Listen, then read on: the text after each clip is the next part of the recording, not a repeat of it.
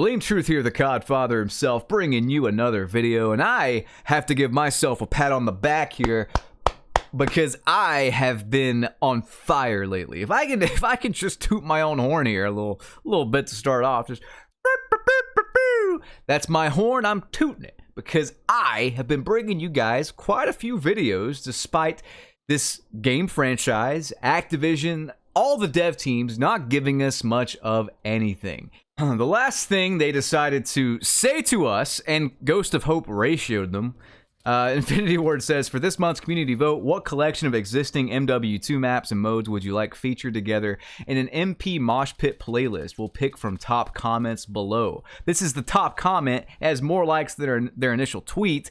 12v12 Mosh Pit on 6v6 maps. That would be fun. However, this is Infinity Ward, where it's clear as day the community, like, they gravitate towards shoe house and shipment. They want fast-paced Call of Duty gameplay. Fast-paced! Fast-paced! That's what they want. And Infinity Ward, every single game gives us this slug simulator, this snail versus turtle simulator. I don't know what the fuck they're doing, but they proceed to just make the game slower and slower every iteration. I can't stand it.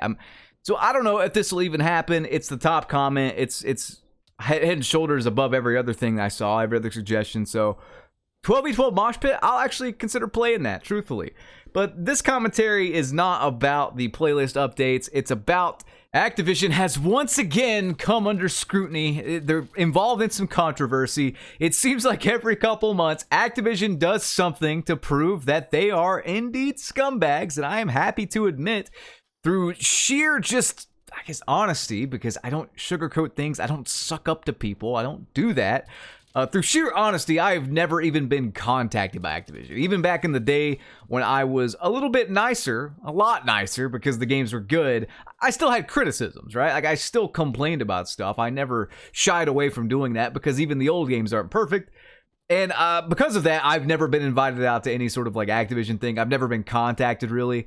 I've never been paid a dime by Activision. Instead, I chose to get my money from third-party sources, from companies where I actually really enjoy their products and I enjoy having them on as sponsors. And today's sponsor is one of those companies, Manscaped.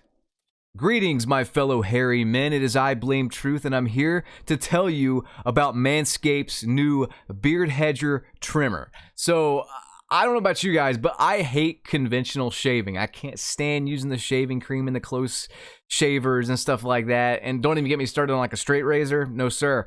No, thank you. I'm too pretty for that.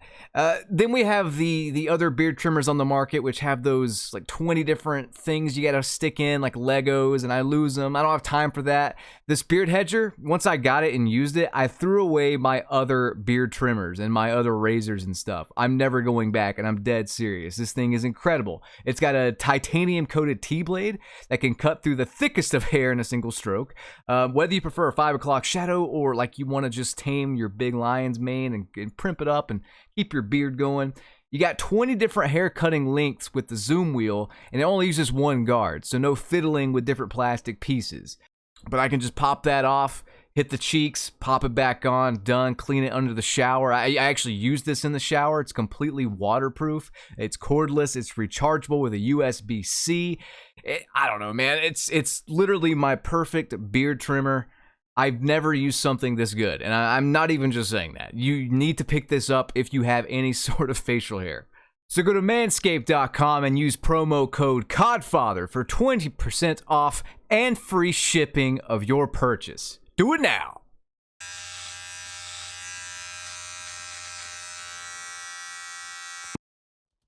Alright guys, welcome back to the video. Pick yourself up some Manscaped stuff. I highly recommend their boxers as well, by the way. Their boxers cradle my sack in a way no woman ever has, is all I'm gonna say.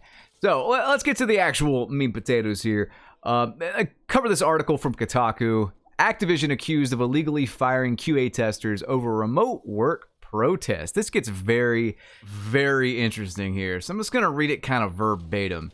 The Communications Workers of America, CWA, have today filed charges against publisher Activision, a company with a long track record of alleged union busting, claiming the publisher violated several workplace laws in relation to the firing of 2 QA testers. The charges are related to Activision's recent decision to begin forcing workers back into the office, which has been met with resistance across the company's workforce. The CWA say that numerous workers protested the return to office plan, citing cost of living concerns because it's in California and the impact it would have on their coworkers who might be forced out of their jobs. So 2 QA testers expressed their outrage using strong language. In response, management set up disciplinary meetings where both workers were fired. Activision said, "We don't allow employees to use profane or abusive language against each other." Is this fucking kindergarten, by the way? Fuck off! That's what I have to say about that. Anyway, a spokesperson said that. "We're disappointed the CWA advocates this type of behavior." So the CWA is like behind the 2 co-workers, and Activision is getting sued. The charges have been filed against Activision CEO Bobby Kotick directly and allege that the firings, which took place on February 17th, were made in response to the employees' engagement in protected, concerted, and union activity.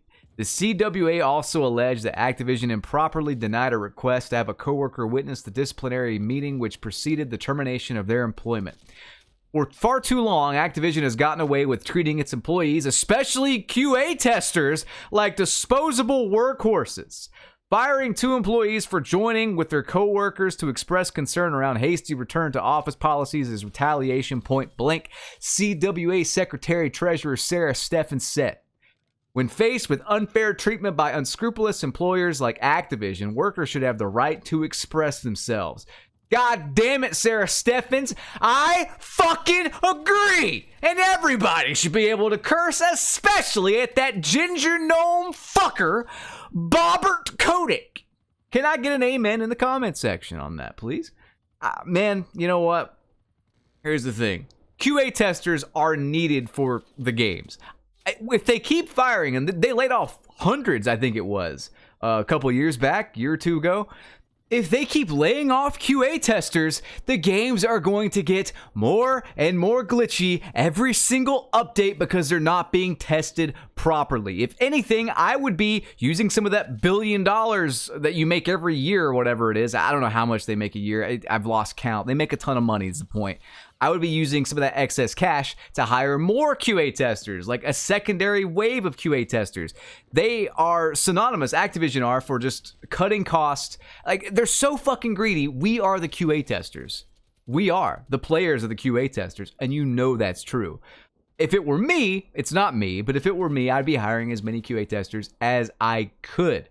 That way there's no issues. That way the player base is happy. But it's clear as day that the player base for Call of Duty are mostly brain dead at this point in time. So, like, if you're still playing this game, I feel sorry for you. I genuinely do. I feel sorry for you. And don't give me that excuse like, well, I like to play it with friends. Motherfucker, you guys can hop on a Discord call and play like Minesweeper while you screen share if you really want to talk to your friends. And you know that's true. So don't give me that shit. Call of Duty, I don't know, man. If your friends only play Call of Duty, get some new friends, you know? But back to the original article, you know, if somebody said, hey, BT, love what you're doing on YouTube, but you have to move from your paid-off home in North Carolina to California, where it's like $15 for a soy latte, and all the girls refer to their genitalia with made-up words that I'm still trying to find on Urban Dictionary. No thank you. I think I would much rather stick with my $5 lattes, hold the soy, and my women with bad dental hygiene. I like them with 3 teeth, man. It makes things go... You know what? I'm not going to say that because that might get me demonetized. The point is, if I had to move to California to do a job that doesn't require me to move, if I could do it from my home, like, that's something you could do from the home, you know? You get sent, like, an advanced copy, you find the bugs, you write the bugs down, you email them back. Like, it's simple. That's why the internet exists, is to make things like this easier so we don't have to live in California. I'm just joking, by the way. I have no real qualms with California. I'm sure it's beautiful, especially Northern California. But, you know, the internet really does exist, so you don't have to, like, go to these places in person. It just doesn't make sense to have to move to a very expensive part of the world to do a QA job when they can just send you the advanced copy. They can just send you the demo, whatever they want you to test. You report back and you're done. So I'm in the corner of the 2 people that got fired. And not just because they chose to curse and make a stink, but I mean, fuck yeah. Anybody that wants to do that, you got my support. I don't know, man. This is not the time to be firing QA testers, especially with Sledgehammer's new game coming up. Do you really want to risk that? I think to this day, Vanguard is still bugged as fuck. Like, you can't even party up properly still. I think there's still packet bursts. There are still issues in that game that persisted from the launch of the game until the end of the game's life cycle when Modern Warfare Roman numeral 2. You know what? I'm sick of calling it that. It's too many syllables. It doesn't even deserve that title. I'm gonna call it Modern Warfare Deuce, because that's what it is. It's kind of like dropping a deuce, like that Phil Collins song, "Rolled Up Like a Deuce," which I always misinterpreted as douche, but we'll call it that. Modern Warfare Douche. And then the next game will be Dishwater Warfare, whatever Sledgehammer's game is gonna be. Oh, God, man. They're firing QA testers. The QA testers are pulling a Stone Cold Steve Austin on old Bobbert Kotick. And we're going to get punished for it, basically. Like, we're not going to have QA testers that are actually going to do anything. I mean, really, though, these games, they have to be so buggy. And even with QA testers, they have to be like, okay, well, this is messed up. You can't release this. And then Activision's going to be like, well, we'll release it now and then fix it later. I think that's what the QA testers are literally there for. The devs are so crunched for time, stretched for time, they can't fix it in time. So the QA testers are there to fix things after they're released. But then at the same time, we are the QA testers. The people are the QA testers. The players are the QA testers. And I'm sick of it. I'm just sick of it. But guys, I'm out of time. I hope you all enjoyed this commentary. Let me know your thoughts below in the comment section, and I will catch you on the next one. I want to suplex Joe Secott through this boring fucking game, Cold War. Because, man, people were saying, like, hey, don't be so hard on Cold War. No. If anything, I'm being easy on Cold War. The game sucks! I'll see you. Bye.